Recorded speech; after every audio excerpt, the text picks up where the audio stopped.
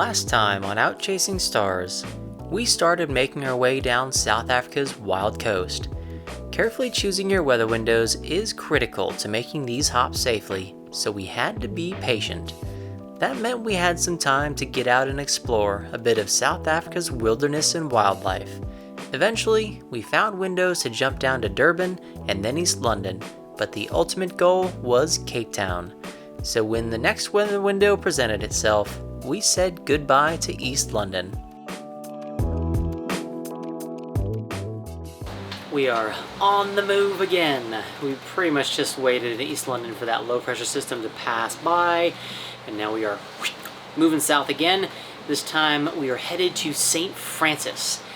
We don't really want to go into Port Elizabeth. It sounds like it's just kind of a dirty port. There's coal and iron ore loading facilities there. The marina's not great. The docks were apparently pretty badly damaged in a storm a couple years ago. Big swell that rolls through. So might as well avoid it if we can. Plus, there's a few very nice catamaran manufacturers in St. Francis. We're keeping our fingers crossed we might get to go do a tour of one of their factories, which would be awesome. Now, for this passage, it's going to be a pretty short one, only about 180 miles. The winds are very, very light to start out right now. We are just motoring. We have found the current already, so that's giving us a nice boost. However, that southerly system that rolled through left some big waves behind. So, no joke, weather forecast says 3-meter waves for about the next 20-ish hours. So it's big. Fortunately, the period is quite long, so it's about 11-12 seconds between each wave, so it is just kind of rolling through very nicely and gently. But you look off and water's pretty high when you're in the trough. How you doing up here, babe? Oh, you know, just peachy. Just peachy, huh? Got a little morning nap in. Got your morning nap in. I did, but so did you. Okay, that's true. Once we got underway, I did nap. That's true. I know I'm being so mean. I'm making you wake up at like 3:30 to get going. Yeah, it's very rude. Just the worst, I'm sorry. And I think it's probably going to work out not in your favor. I know, we're going too fast. We're going too fast. Oops. Alright, well, walk us through kind of the strategy and what's going on here. Let's see, after David got up from his nap and had lunch, we took a look at the weather, and the wind has filled in more consistently. So we got the Genoa. Full Genoa. We're getting apparent wind speed just under 15 knots right now. And we are sailing a speed through the water between 5 and 6 knots. And we have a stronger current than we were expecting, so we are actually going like 8-ish knots. And that's what I wasn't expecting. So I was doing all my calculations, expecting we were mostly out of the current, and it's still here, and so... Yeah, I could have sworn the current kind of dissipated after East London, but apparently not. So we are moving and grooving along. There's a lot of shipping boats out here, actually, and we're still, very close to the coast. The waves are big.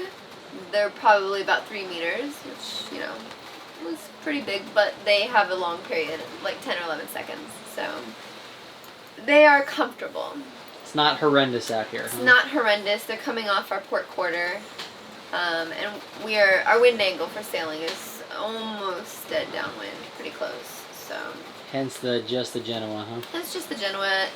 With the the sea state, wave conditions as they are, the Maine would probably flog around a lot.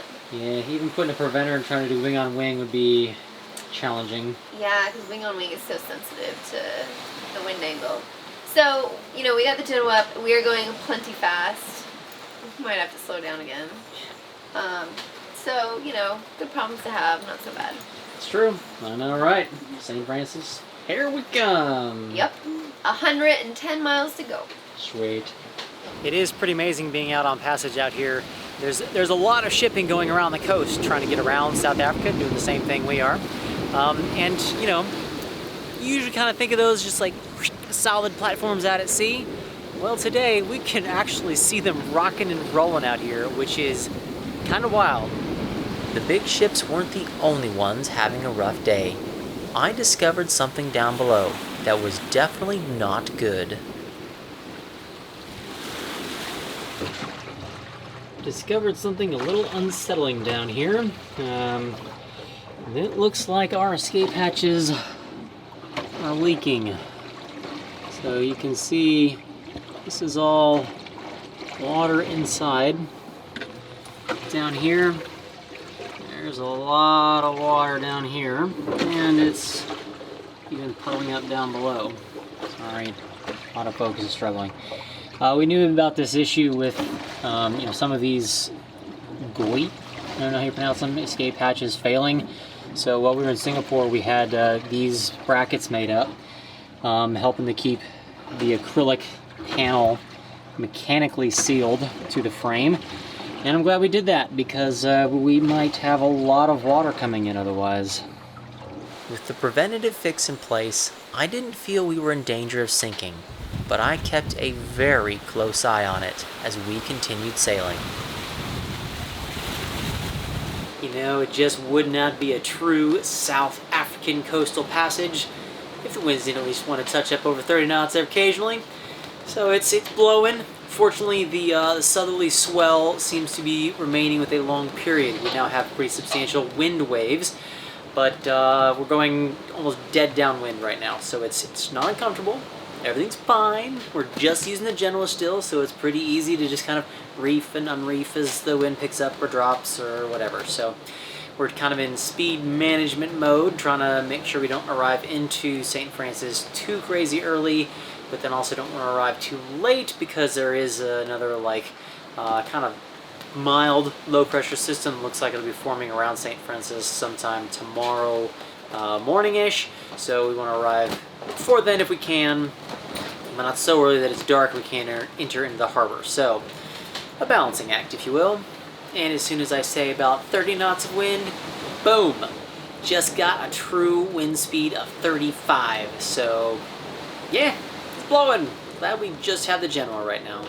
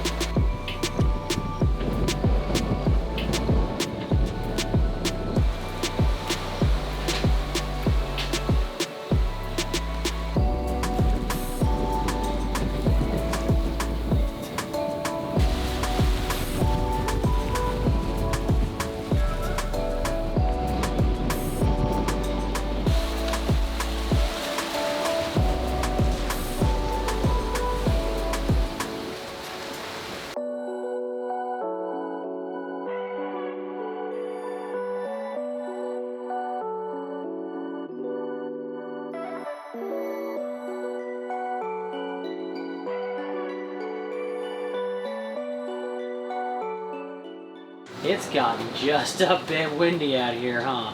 Yeah, a little bit windy. It's blowing 35, maybe even up to 40 occasionally. So. Ay, ay, ay. We've got, what is that, like 3 reefs in the Genoa? Basically. Yeah, not much of the Genoa out. But we're zooming along 7 knots, and we have 64 miles to go, and it's 7:20 at night. We're going too fast. We're going too fast. Oh, that was a big one. That was a big wave. There's another one. They always come in twos. Yeah. So yeah, man, it is gonna be. It's gonna be early when we get into St. Francis. That's all right. We'll chill if we need to. But man, this is, I guess, why they call this the Wild Coast, huh? Like, this is... Technically, this is not the Wild Coast anymore. Wild past Coast it? ends at East London, yeah. I don't care. We're officially putting in for a extension because, damn. The Wild Coast may be like a tourist scheme. Tourist demarcation, but yeah, I mean, it's pretty wild here. The thing is, the waves are windy, and the waves are very downwind. And the nice thing about cat cruising, like This is really comfortable. It's not too bad, huh? I mean, it's not really comfortable, but compared to like any other point of sail, it's awesome. That's fair. That's fair. Would not want to be sailing close hauled in this. In like 35 to 40 knots. That's a negative, Admiral. That's why we do downwind circumnavigation. A negative Ghost Rider. Exactly. Yep. So about time to start my night watch. I was gonna say I need to go to bed. It's time for Dave to go to bed. Adios, muchacha. I think that's the feminine word. What does that even mean? Got a nice sunrise back there for our last, or only sunrise at sea for this passage. It was only 180 miles, so a pretty short one. Did have a little bit of everything though. I think our top wind speed was, mid 40s. Now the wind is down, less than 8, less than 5 sometimes. So yeah, it's been a wild ride. Current, waves, South African coast, no joke, damn sure. But we are now tucked inside St. Francis Bay. It's getting a little more protection from the land at the moment, so that's why the winds are dead. But we're about 10 miles out from the harbor, so making good close progress, aiming to be there around 7. Hopefully we can get in pretty quick, get docked, call it done. St. Francis is primarily a tiny fishing port and not often visited by cruisers. We had to wait for the harbor master's permission to enter, and then docked Starry Horizons at the only space they had available. Then we wasted no time in getting out to see the reason we came here. Now that we are in St. Francis, I'm super excited because there are quite a lot of catamaran manufacturers in South Africa, and one of my absolute favorite in the world is Balanced Catamaran. They're built by Nexus, which is here in St. Francis, or at least their 526 model is, I should say. And we're gonna go get a tour. I'm so freaking excited. We were met by none other than Jonathan Parman himself, who took us out to the Nexus factory. These days, he's the chief of production at Nexus, responsible for building primarily the Balance 526. But in the 70s and 80s, he was one of the premier surfers in the world, earning the nickname the Iceman. We just missed the launch of a completed 526, but they still had several holes in various stages of construction. It would have been great to see a finished boat, but we still learned a lot just by touring the factory. How many do you do a year? Well, we had 3 on the go, so we let one go the other day. Then next year, this one will be February, March probably. Okay. Then there's another one down there to go 2 months later, and then we're assembling another one next to it, and then we'll start number 11. There's another factory up behind me here.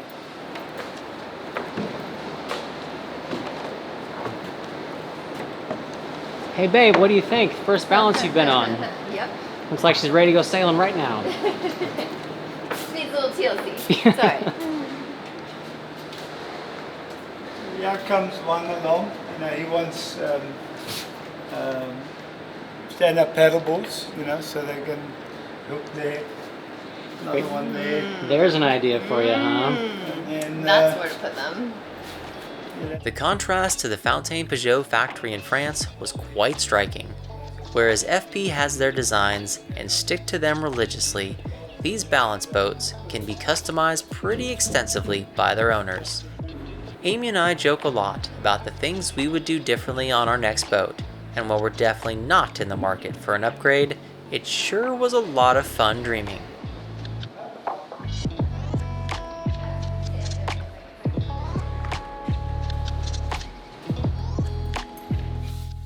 What's going on down here? Doesn't sound good. Well, now that we are in a safe harbor, I'm taking a closer look at our escape hatches. It's not good. So there is a plexiglass panel that is now separating from the frame, and as you can imagine, that lets a lot of water in. So we're very lucky right now that we had some of these parts made up in Singapore, and we installed them in Thailand before we crossed the Indian Ocean, that mechanically seals that plexiglass plate to the frame. So because we did that, rather than just having like a ton of water gushing in, it was just dripping and leaking, so it was enough that we could keep up with it. So now that we're here, I'm going to try and put a row of sealant around the edge of the frame and the plexiglass to try and seal it up as much as we can. But we're definitely going to be replacing these because... It's going to be a big project for Cape Town. Yeah, and be very challenging to try to do while we're in the water. So I'm going to have to see if I can figure out logistics on that one. Mm-hmm. Yay, boats! Yay, boats. I have completed the repair as best I can for now. I've gone around the edge of the plexiglass in the frame with this stuff called Life Seal. It is really awesome stuff. It adheres to fiberglass, adheres to metal, adheres to glass, Lexan, all that stuff. So it is going to be the best product I have to try and keep water out for now. I do know for a fact that there have been multiple instances of this GOIT, G-O-I-O-T, escape hatches failing. Not just on FPs, I know of one that failed on an Outre-Mai as well. So I believe there's a recall. We're in the process of trying to contact FP, trying to figure out what we can do to get these replaced because, yeah, they need to be replaced. We are here in the absolutely gorgeous little port of St. Francis. Been here a couple nights, got a chance to go out and see the Balance and Nexus catamaran manufacturing facility, which was super awesome. Got a couple projects done while we're here. And now it is time to go to Cape Town. So excited to be done with the Indian Ocean. We were really struggling debating trying to go to like Naisno or something like that as an interim stop, but we've got enough of a weather window to get all the way around, and our experience on the South African coast so far is if you've got a weather window, you'd better take it. So, Cape Town, here we come.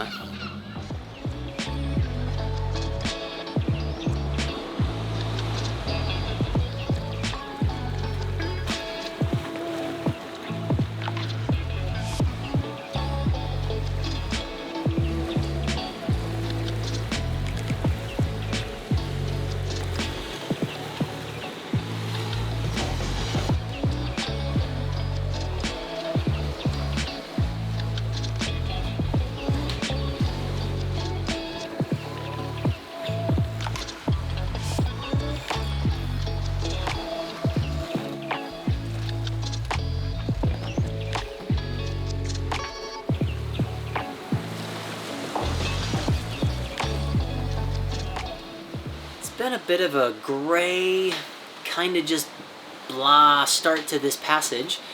The winds have been very shifty so far, and coming in under forecast, which is the first time that seems to have happened along the South African coast. That they're only blowing about 10, 11, 12 knots. They're supposed to be up around like 18 right now. So we're doing a bit of a dead downwind and then going on to a deep reach. Dead downwind, deep reach. Just trying to keep speed up a little bit. And I don't want to go too far down south, and I don't want to go too far north. Like, I want to just stay as close to the rum line as we can. So this is being a little bit technically challenging, going slower than I would like to arrive into Cape Town, in daylight.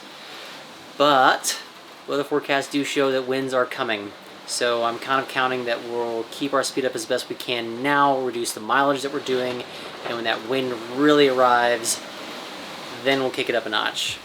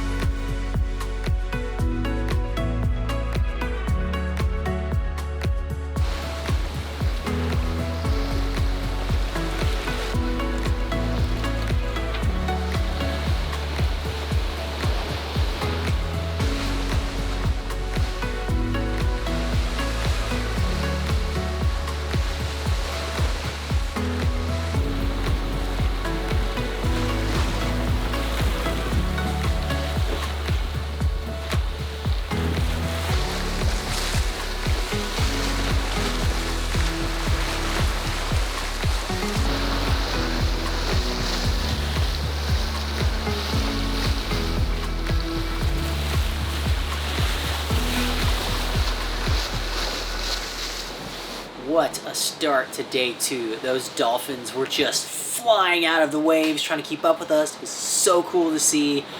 Just every day that starts off with dolphins is always going to be a good one. You just kind of know that.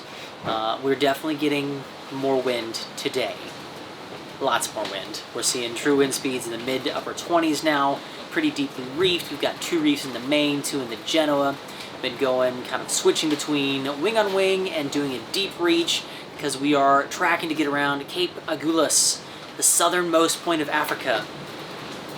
Kind of crazy to contemplate the fact we're like almost around that point and headed up towards Cape Town, but yeah, moving and grooving today. Feels good.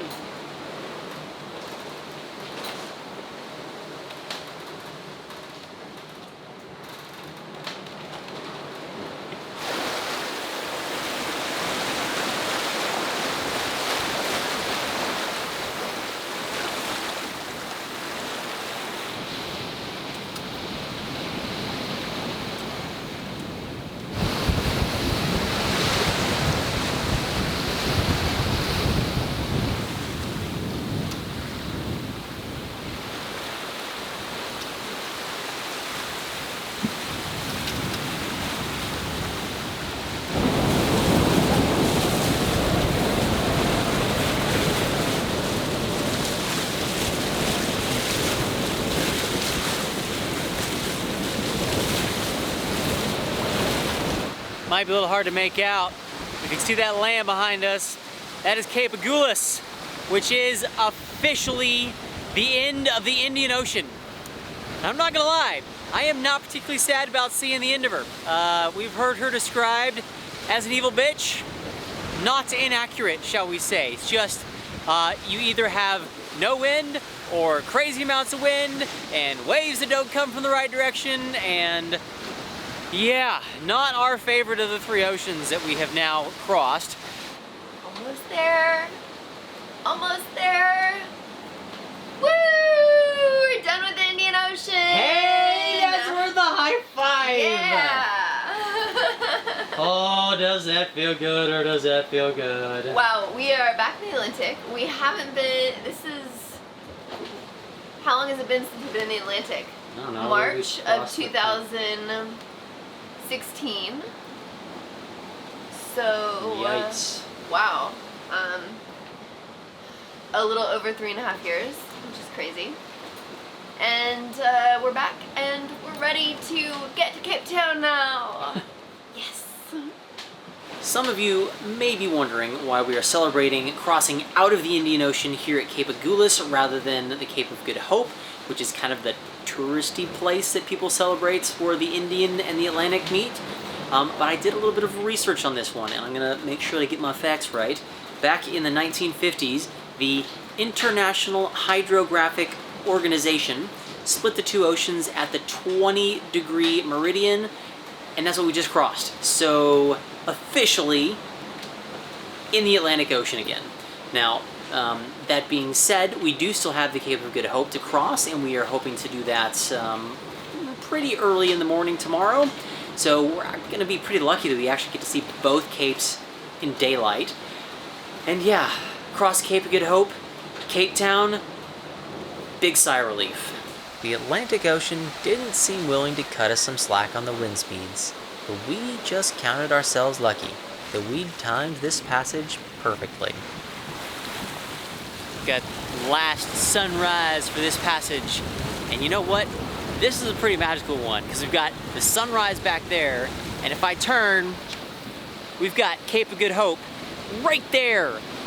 We timed it absolutely perfectly to be able to see both capes during sunlight, which is pretty awesome, and just the deep sigh we can take for getting around South Africa, seeing the Cape of Good Hope at sunrise, feels pretty damn good.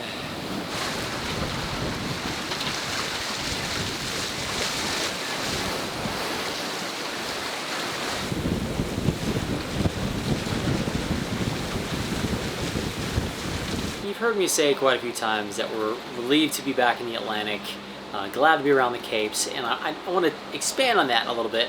The Indian Ocean is a very difficult place to sail. It's also very stressful because you have to try to find your weather windows just right.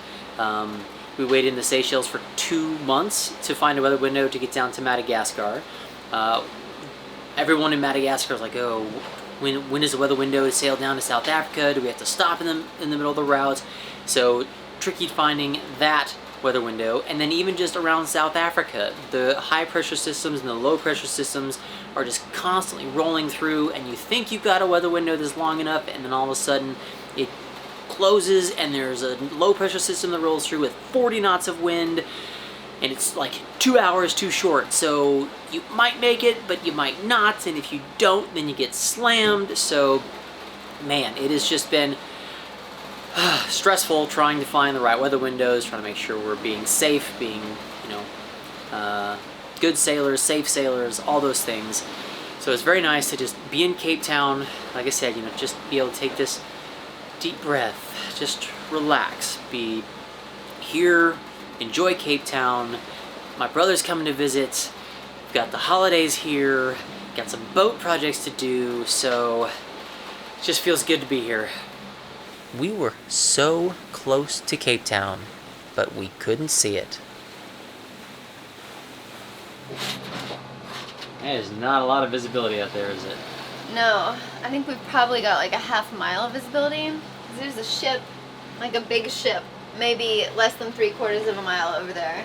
It's on AIS, but can't see it for diddly squat, so... Aw, not the diddly squats. The diddly squats. Oh man. Well, what a welcome to Cape Town, huh? Yeah, we could see, the Table Mountain for a while, but now it's gone again. So, thicker fogs rolled in. Well, not the welcome we were hoping for, but at least we are here. We're close. Okay, fine. No chickens before they're hatched. Exactly. We're close. You can finally see the ghostly outline of a ship. So they're out there.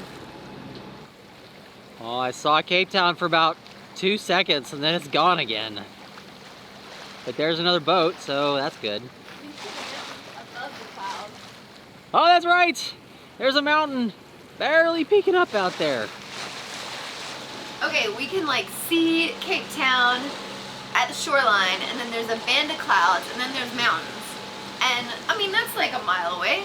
Over here on the left, I don't think we have visibility of a 1/4 mile. Like, it is incredibly dense over on our port side. Crazy over there. Yeah, it's a little crazy. But we are in the traffic separation scheme, so... Watch out for Starry Horizons, everyone. We're just on the edge of it. Don't hit us. So, we're there. We're going the right direction. Hopefully all is well. With our AIS and radar on, we felt fairly comfortable navigating our way through the fog. And when all of Cape Town finally appeared out of the clouds, I was definitely starting to count my chickens. We made our way back to the V&A Waterfront Marina, which would be our base to do some projects on Starry Horizons and get out and explore Cape Town.